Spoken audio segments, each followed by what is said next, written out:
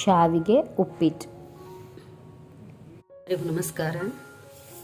ಇವತ್ತು ಶಾವಿಗೆ ಉಪ್ಪಿಟ್ಟು ಹೆಂಗೆ ಮಾಡೋದಂತ ತೋರಿಸ್ತಾ ಇದ್ದೀನಿ.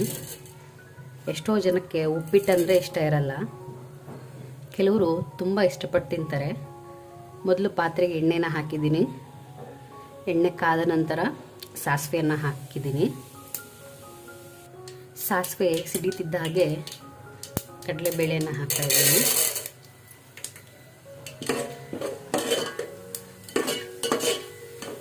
ನಾವು ರವೆ ಉಪ್ಪಿಟ್ಟಿಗೆ ಸ್ವಲ್ಪ ಎಣ್ಣೆ ಜಾಸ್ತಿ ಹಾಕಬೇಕಾಗುತ್ತೆ. ಶಾವಿಗೆ ಉಪ್ಪಿಟ್ಟಿಗೆ ಅಷ್ಟೊಂದು ಎಣ್ಣೆ ಅವಶ್ಯಕತೆ ಇರಲ್ಲ.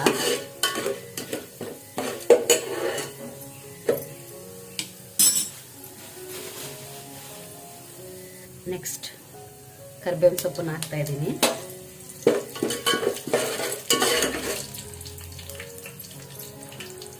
ಆದಮೇಲೆ ಸಣ್ಣದಾಗಿ ಹೆಚ್ಚಿರೋ ಈರುಳ್ಳಿಯನ್ನು ಹಾಕ್ತಾ ಇದ್ದೀನಿ. ನಾನು ಯಾವಾಗಲೂ ಹೇಳ್ತಾ ಇರ್ತೀನಿ, ಯಾವುದೇ ಅಡುಗೆ ಆಗಿರಲಿ ಎಲ್ಲ ಪದಾರ್ಥಗಳನ್ನು ಚೆನ್ನಾಗಿ ಬೇಯಿಸೋದು ತುಂಬ ಮುಖ್ಯ ಅಂತೇಳಿ.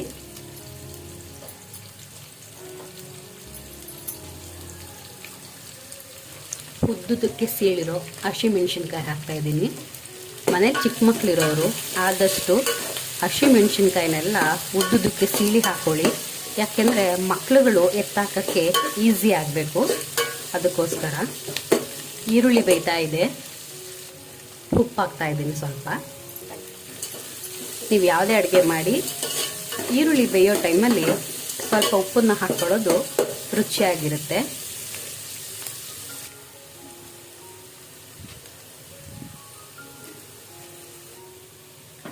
ಈರುಳ್ಳಿ ಚೆನ್ನಾಗಿ ಬಾಡಿಸ್ಕೊಂಡಾಗಿದೆ.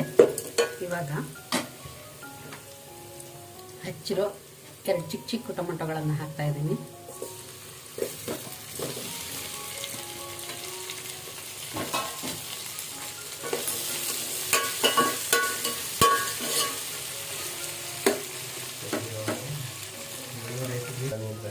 ಟೊಮೆಟೊ ಹಾಕಿದ್ಮೇಲೆ ಸ್ವಲ್ಪ ಉಪ್ಪನ್ನು ಹಾಕಿ ಬೇಯಿಸಿಟ್ಟಿದ್ದೀನಿ.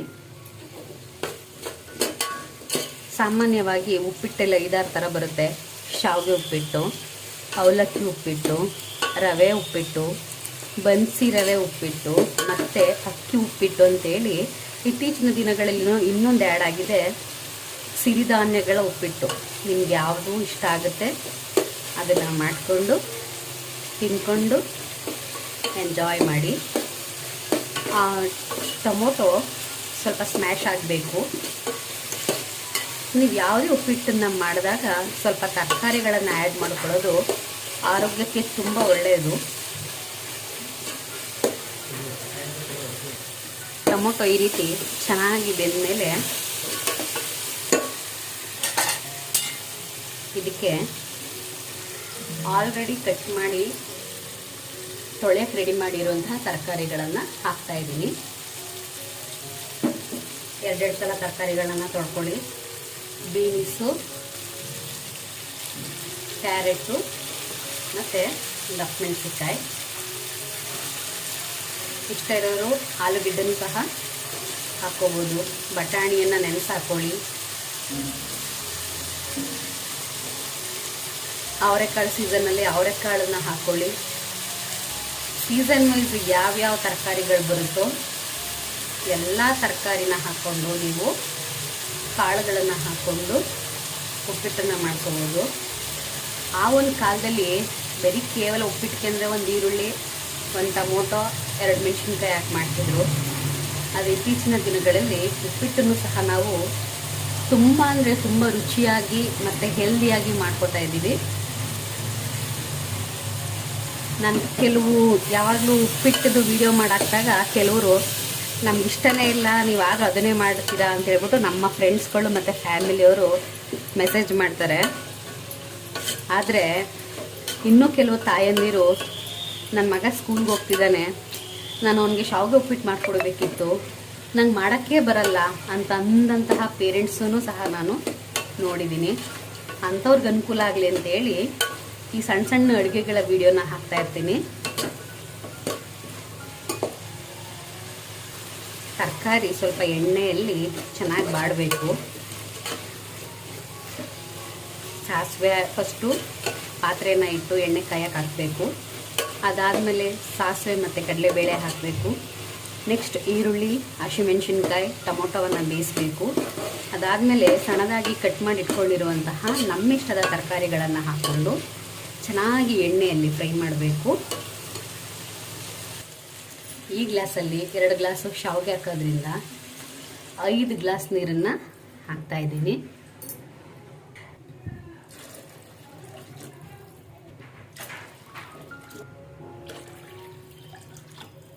ಒಂದು ಅರ್ಧ ಗ್ಲಾಸ್ ನೀರು ಯಾಕೆ ಜಾಸ್ತಿ ಹಾಕ್ತಾಯಿದ್ದೀನಿ ಅಂದರೆ ತರಕಾರಿಗಳೆಲ್ಲ ಬೇಯಬೇಕು.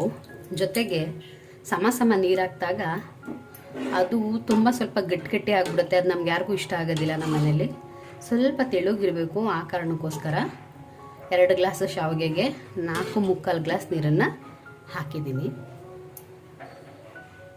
ರುಚಿಗೆ ತಕ್ಕಷ್ಟು ಉಪ್ಪು. ಯಾವುದೇ ಉಪ್ಪಿಟ್ಟುಗಳಾಗಲಿ ಉಪ್ಪಿನ ಪ್ರಮಾಣ ಸ್ವಲ್ಪ ಕಡಿಮೆ ಇರಲಿ. ನೀರು ಸ್ವಲ್ಪ ಮಳ್ಳಬೇಕು, ಚೆನ್ನಾಗಿ ಕುದಿ ಬರಬೇಕು. ಅದಕ್ಕೋಸ್ಕರ ಪ್ಲೇಟನ್ನು ಮುಚ್ಚುತ್ತಾ ಇದ್ದೀನಿ.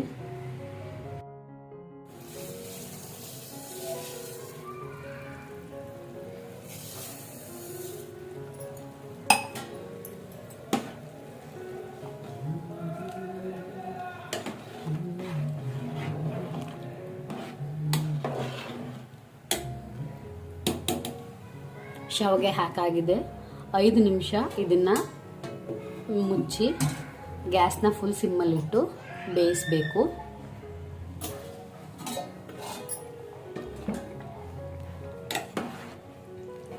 ತುಂಬ ಬೇಯಿದ್ರೆ ಇದು ಎಲ್ಲ ಸ್ಮ್ಯಾಶ್ ಆಗಿಬಿಡುತ್ತೆ ಗಮ್ ಥರ. ಹಂಗಾಗಿ ಈ ರೀತಿ ಸ್ವಲ್ಪ ಬೇಯ್ತಿದ್ದಂಗೆ ಗ್ಯಾಸ್ನ ಆಫ್ ಮಾಡ್ಕೊಳ್ಳಿ. ಇದೇನಪ್ಪ ಇದು ನೀರು ಥರ ಇದೆ ಅಂತ ಅನ್ಕೋಬೇಡಿ. ಇದನ್ನು ಸ್ವಲ್ಪ ಹಳ್ಳಾಕ್ಬಿಟ್ರೆ ಅಂದರೆ ಗ್ಯಾಸ್ನ ಆಫ್ ಮಾಡಿ ಒಂದು 5 ಮಿನಿಟ್ಸ್ ಹಾಗೆ ಬಿಟ್ಟರೆ ಇದು ಸಂಪೂರ್ಣವಾಗಿ ನೀರನ್ನೆಲ್ಲ ಹೀರ್ಕೊಂಡು ಚೆನ್ನಾಗಿ ಅರಳುತ್ತೆ. ಈ ಹದದಲ್ಲಿ ಗ್ಯಾಸ್ನ ಆಫ್ ಮಾಡ್ಕೊಳ್ಳಿ. ನೋಡಿ, 2 ಗ್ಲಾಸ್ ಶಾವಿಗೆ ಹಾಕಿ ಮಾಡಿರುವಂಥ ಉಪ್ಪಿಟ್ಟು ಇಷ್ಟ ಆಗಿದೆ.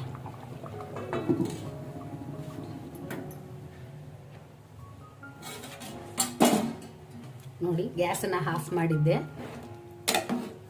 ನಿಮಗೆ ಶಾವಿಗೆ ತೋರಿಸ್ದಾಗ ಇನ್ನೂ ಸ್ವಲ್ಪ ಬೆಂದಿಲ್ದಿರೋ ಥರ ಇತ್ತು. ಈಗ ಒಂದು 5 ನಿಮಿಷ ಆದಮೇಲೆ ತೆಗೆದಿದ್ದೀನಿ.